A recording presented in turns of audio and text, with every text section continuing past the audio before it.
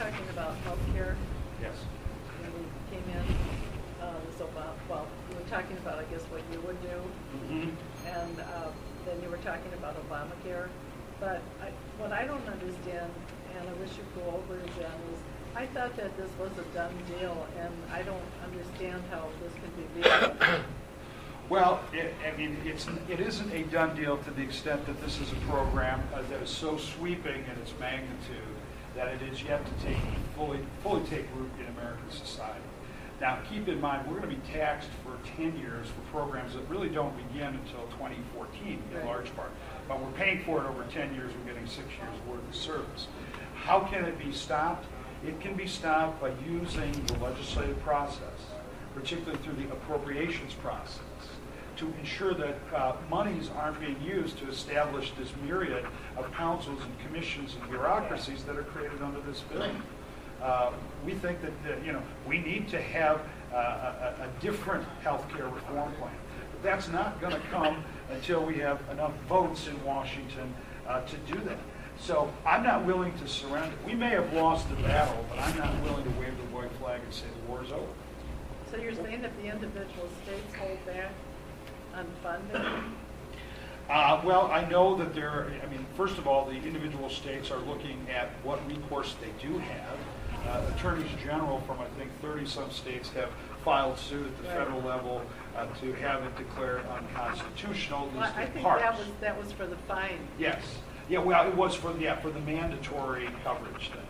I've heard some candidates talk about denying revenue to the federal government and things of that nature. And I don't know all the options that the states may have available to them, but I do know the way the Congress works, and I do know that if we deny this program from planting its roots deep into American society and continuing to fund and create these bureaucracies, that we have an opportunity to really go back and look at this and do it the right way. I mean, we want to see change in the healthcare system, but we want to see it done incrementally so that we can accept it and do the things that need to be done without throwing the baby out with the bathwater. That was my point. Well, the way I look at it, and my son who voted for Obama as a protest vote. Yes. He's sorry he did now because he's a businessman. There's a lot of buyer's remorse going on these days, I can tell you. And it's, I'm trying to think. I kind of lost my train of thought here. Well, I understand.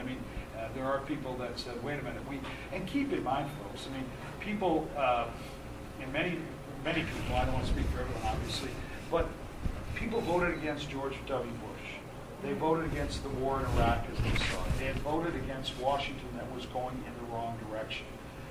They didn't give a mandate to Barack Obama for the kind of policies that he's presenting now.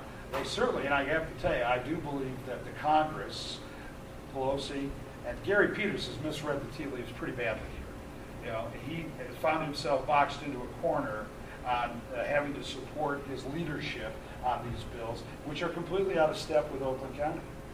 And he's going to pay a price for that. Now, we're going to have that debate. We're going to let Oakland County choose as to whether or not they think that Pelosi agenda is the way they want to go. I think they're going to reject it without question. But we can't take anything for granted either. Are you going to have debate with Peters? Well, first we have to win a primary.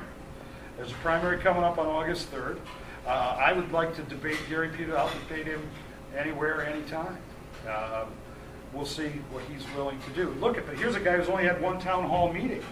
He wouldn't have done that if people hadn't been pressuring him to have that meeting. I don't think he's eager to stand before all of you and explain what was he thinking on some of this stuff. I don't think that's going to happen, but we'll see. I do know this much. He's got a whole lot of money in his campaign war chest that he's been able to accumulate, having become Nancy Pelosi's favorite congressman from here in the state of Michigan. So he will probably duck and dodge on debates, but he'll go on TV and talk about what a wonderful family he has and what a bad guy I am, and all these kinds of things. And we'll always avoid talking about the issue. We're going to hold his feet to the fire. We're going to make this a very simple choice. If you like the way Washington is going, send Gary Peters back. But if you want progress, if you want a new direction, if you want to put America back on the right track, then I'm your guy. Now, who else are you running?